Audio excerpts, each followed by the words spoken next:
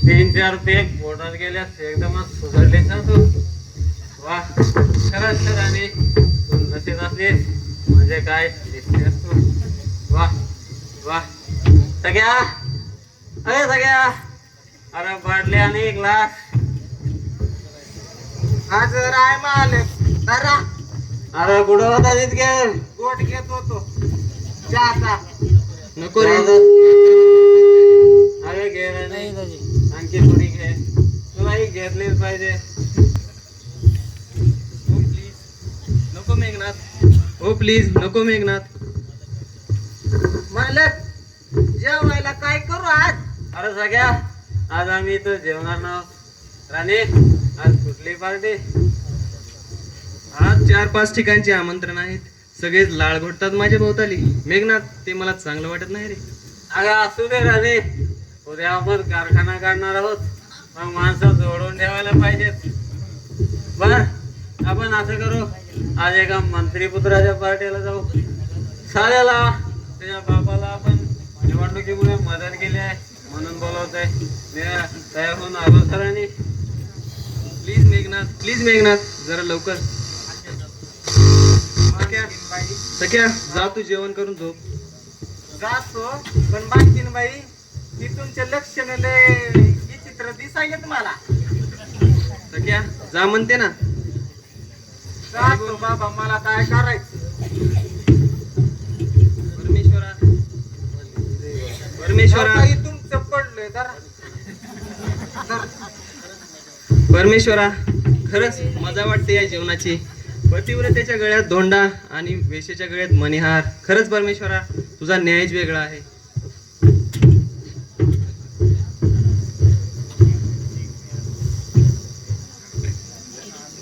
कोण आहात आपण? कोण आहात आपण? हो, आय एम सॉरी. नाही म्हणजे मेघनाथ आहेत का? आहेत, पण त्यांना सध्या भेटायला वेळ नाही.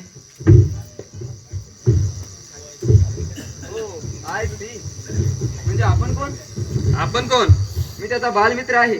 मी त्याची बालमैत्रीण आहे. पण आपल्याला कधी पाहिलं नाही. त्याच्या पत्नीला तरी पाहिले का? कुठे आहेत त्या? गेल्या गेल्या गेल्या त्या स्वर्गात गेल्या. त्यांचा मरणदिन साजरा करायचा आहे. चला, घ्या ग्लास. येस. शिवाची बहीण शांता के गेली आणि तिच्या ठिकाणी नवीन कैदाशीन पैदा झाली आहे. हो, आय वंडर शांता. नको नाव घेऊ नका त्या शांताचं. मेली ती. तिचे माझं नाव शांता नाही, माझं नाव जुली आहे. सगळेजण हे गावातले सगळेजण मला प्रेमाने दिले जान म्हणतात. Heavy cigar? नो थँक्यू, माझ्याजवळ आहे. ओ आय सी. आग लावता का? नाही म्हणजे दचकू नका. सिगारेटला आग लावा. माझी सिगारेट पेटवा.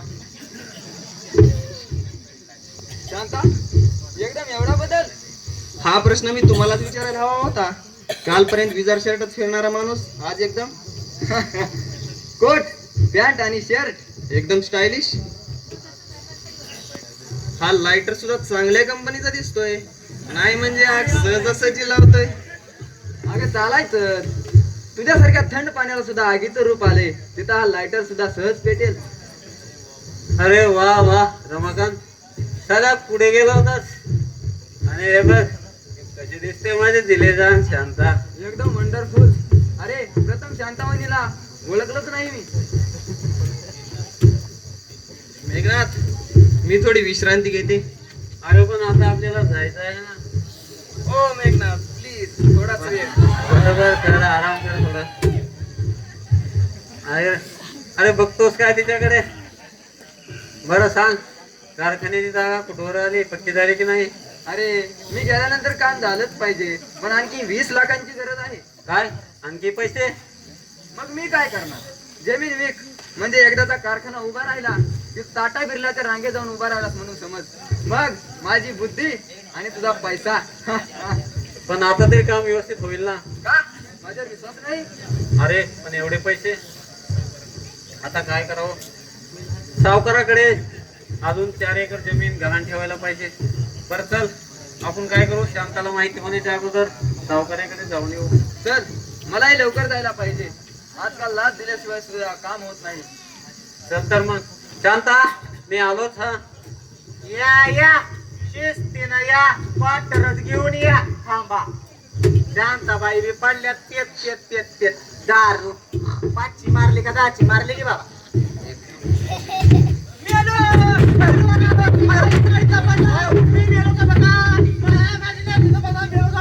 अरे अरे अरे, काय झालं मारायला? नाही आमच्या ढोलका फुटले. मग मारा, एकदाच मरून जा. अहो मी मरत नाही, त्या शिवाला गरीबाला मारले व 7-8 गुंडाने. हा? खरं का? त्या पिर्याने सारं केलं. अबाबाबाबा. मी आत लपून बसतो आता. बसा, बसा. झालं एवढं. बसा बसा. अरे देवा देवा देवा, हे काय झालं? बाईसाहेब, बाईसाहेब, बाहेर बाहेर बाईसाहेब, आता हे काय झालं रे बाबा?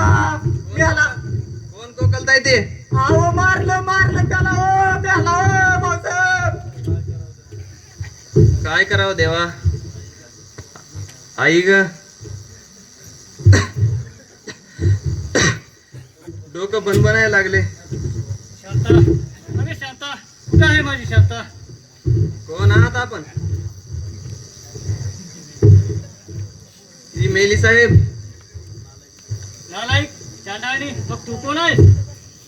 मी मेघनाची ठेवलेली बाई. आणि मी तुझा बाप आहे.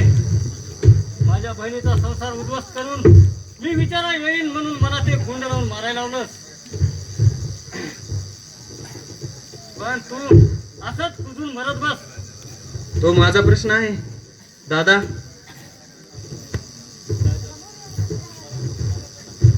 काय मला दादा म्हणतेस? अगं तुझ्या या अभद्र तोंडानं तू मला दादा म्हणतेस. मग त्यात काय झालं एवढं? मी तुमची बहीणच असते तर. माझी बहीण तुझ्यासारखी नाही. अगं आपल्या नादान पतीचा संसार सांभाळता सांभाळता अमर झाली ती. आणि तू मात्र किड्यासारखा दुसऱ्याचा संसार साधत राहिलीस. आणि शेवटी या साऱ्या संसाराच्या स्त्रियेचा तुला शाप लागेल आणि कुजून कुजून मरशील तू. चला तुम्ही निघून जा इथून. मी तुमची बहीणच असते तर. तो माझा प्रश्न आहे. चला तुम्ही निघून जा इथून. मी तुमची बहीणच असते तर. अहो असं कुठं जावं अरे म्हणताय? मेघनाथला वळणावर आणशील असं वाटलं होतं. चलतो मी मर कुजून तशीच. अहो मालक थांबा, एवढं मार खाऊन इतक्या लांबून आला आणि लगेच ओवाळून न घेता चाललो का? दिवाळी आहे, जरा ओवाळून घ्या. बाईसाहेब ओवाळा बरी आणला तुम्ही जाऊ का? हो बसा, हो ओवाळा. हो अरे अरे अरे अरे अरे. मालक मालक जरा सारखंच पडतात, असं काय होतं यांना काही कळलं ना बघा मला. घ्या घ्या मध्ये पंगावर घेऊन चला चला.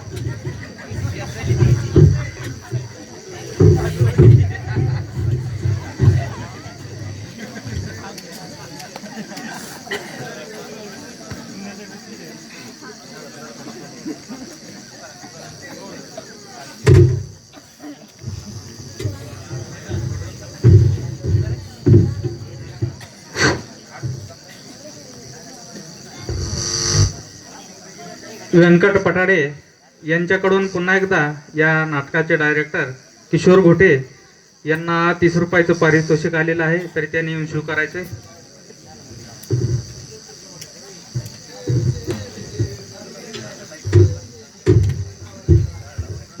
नाटकाच्या सर्व युनिटच्या वतीनं मी त्यांचा अत्यंत आभारी आहे. धन्यवाद धन्यवाद धन्यवाद. तसेच छावा संघटना एकोरगा यांच्याकडून शांताला बॉबी कट मारण्यासाठी 10 रुपयाचं बक्षीस दिलेलं आहे इथं. आणि शेषराव काशिंदे यांच्या स्लोनमध्ये 50 रुपये दिलेले आहेत, तरी शांताने स्वीकारायचे.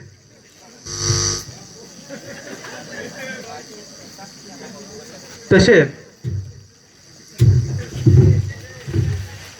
मी बापूजी खूप खूप आभारी आहे. तसे छावा संघटना एकोरगा यांच्याकडून आणखी एकदा प्रेक्षकांना बक्षीस आलेलं आहे. बालाजी पवार हे सुद्धा फार अवघड बसून नाटक पाहण्याचा आनंद घेत आहेत, त्यांना 10 रुपयाचं बक्षीस आलेलं आहे. धन्यवाद.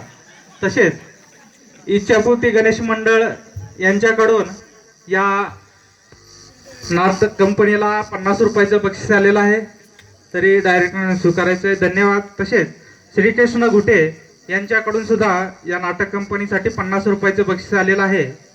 तसेच आपले सरकार सेवा केंद्र एकोरगाव यांच्याकडून दिवाणजीला 20 रुपयाचं बक्षीस आलेलं आहे, त्यांनी स्वीकारायचं आहे.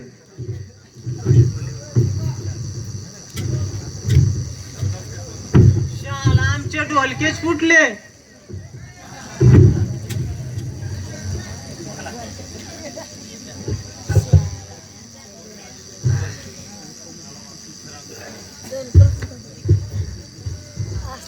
अशा प्रकारे या नाटकाचे 2 अंक झाले आहेत. आता तिसरा आणि शेवटचा आणि अति महत्त्वाचा अंक की जे की तुम्हाला पूर्ण नाटकाचं सार कळेल असा हा तिसरा अंक लगेच चालू होत आहे. तरी शांततेनं पहा.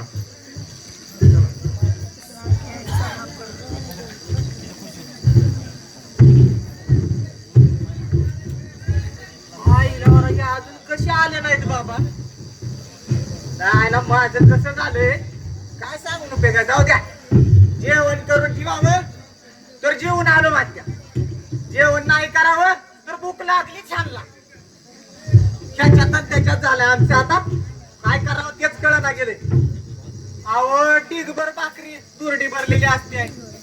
असा जातो खाली टाकून दिलं की शेंबडे पुन्हा भांडणं करत एक एक घेऊन पळून जातात. कुत्र्या संग भांडणं करतात. काय सांगायचंय तुम्हाला. अहो आमचं कुत्र त्या इनामदाराचं तुपाशीने खात नाही आणि शेंबडे पुरा शिळ्या भाकरी घेऊन पळत येतात. काय गोळच कळना मला याचा. याचा झपाट्याच्या कुत्रेलीच पकडतो एकदा. राम राम सकाराम. राम राम गंगाराम. अरे का या. अरे आज तुझ्याकडे जेवण करा आलोय मी. असं म्हणता होय.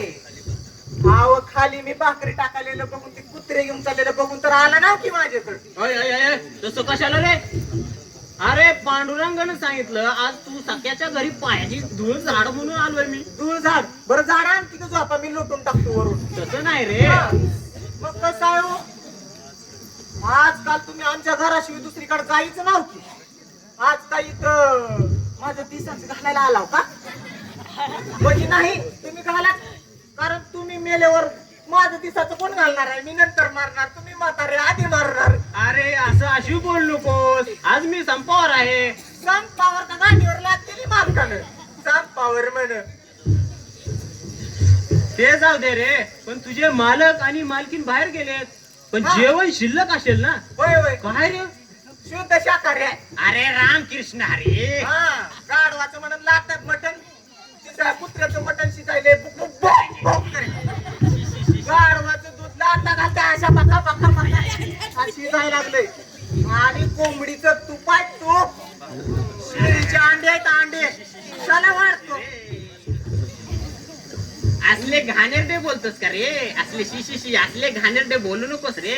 अरे तुला माहित नाही काय आम्ही मटण वर्ज केलंय आणि तू आम्हाला कुत्र्याचं मटण घालतोयस. असं म्हणता होय कुत्र्याचं मटण घालतोय. अहो खाऊन बघा काय चव असत्या. तुम्ही जर कुत्र्याचं मटण खाल्लं तर गावातले सगळेच कुत्रे घेऊन जा चला दूर. बस बस बस तुझं जेवण पुरे झालं रे बाबा. पुरे झालं मग तुमचं डोलकं फोडा जावा. नाही मग पाणी पाणी खाल्लं तर चालेल की. रसा रसा. बरं बरं रसा रसा खावा. कुणाला सांगत नाहू, फक्त दौंडी लावून सांगतो. पण कुणाला सांगू नको बघ. नाही दौंडी लावतो. हा. बरं बरं मी काय म्हणतोय, रसा खायचं म्हणता तुम्ही. मग एक हाडूक खाल्लं तर काय होते. मास मास खावा. अरे माळ घातली ना मी, कसं खायचे. माळ घातल्या वय काढा ती माळ माझ्या गळ्यात घाला तर मी खाल्लं की मी घालतो पुन्हा माळ. असं करू आपण आदला बदल. असं म्हणतोस होय. हा. मग जाऊ दे मग. पांडुरंग पांडुरंग. अरे आज मला फारच भूक लागली या. चल मग. कुत्र्याचं मटण बघून चला चला वाढतो चला. हा. भुकू नका खाऊन कुत्र्याचं मटण.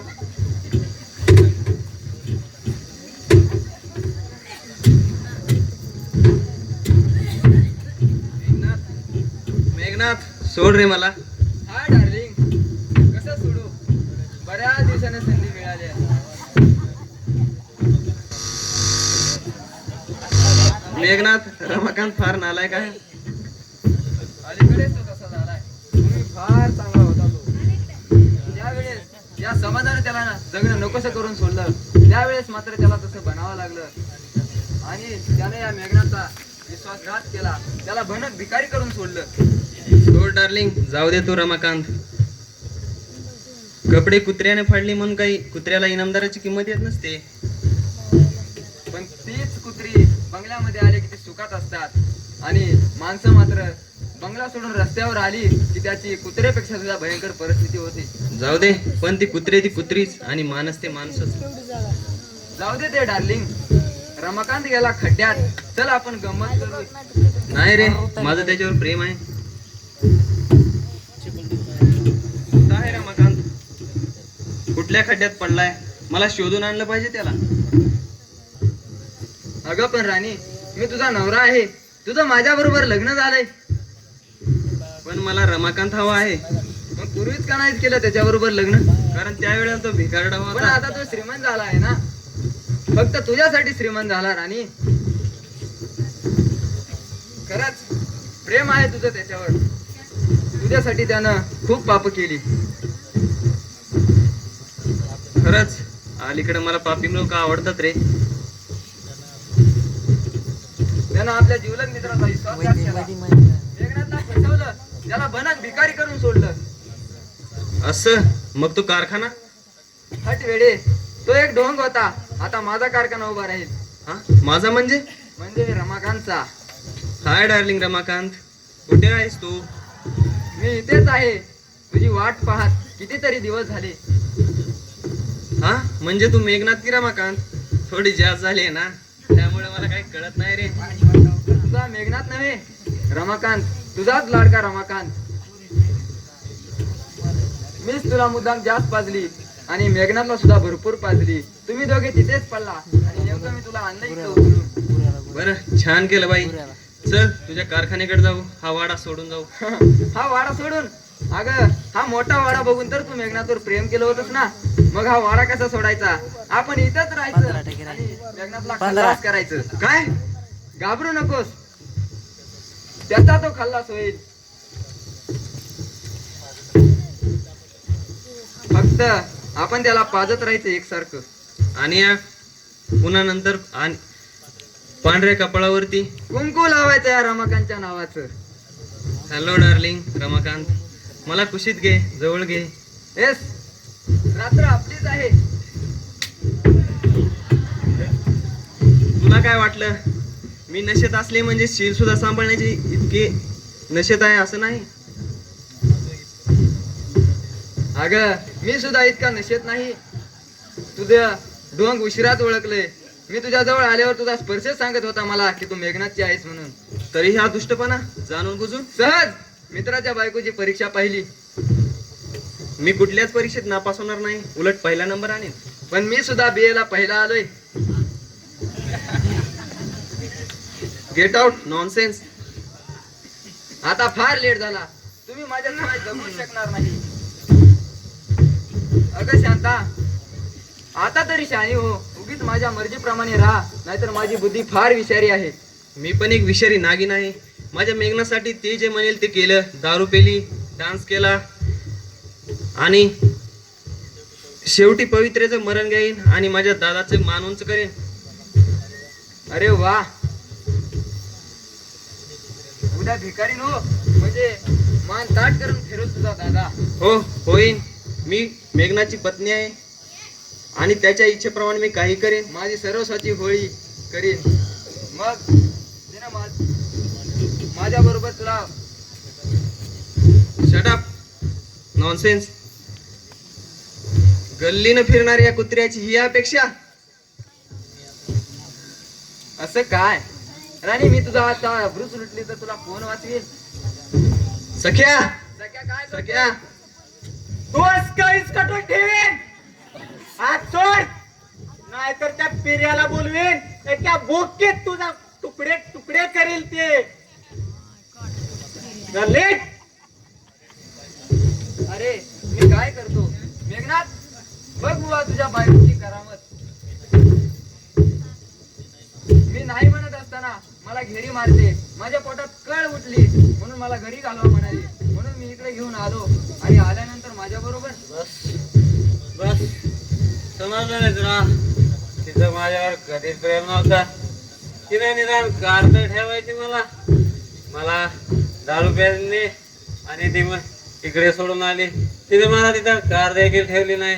शेवटी रिक्षा करावी म्हणून अनेकाकडे भीक मागितली. माझं कोण ऐकणार? तो आपल्या नसेल. पण रमाकांत मित्रा तू तरी. अरे मी येणारच होतो. वहिनीचा तसा हट्टच सुरू झाला. मला पुढचं प्रकरण काय माहित. मी येणारच होतो. नालायका तोंड काळ कर तुझं. खराब माझ्या मित्राचा अपमान. माझ्यावर विश्वास नाही तुमचा? तू कधीच नव्हता. लग्नाच्या अगोदर तुझ्या भावाचं एवढं जबरदस्त दडपण असून देखील तू गर्भवती राहिली. मेघनाथ काय बोलताय हे? या सख्याला विचारा. खरं बोलतायत मालकीन साहेब. ऐका त्यांचं जरा.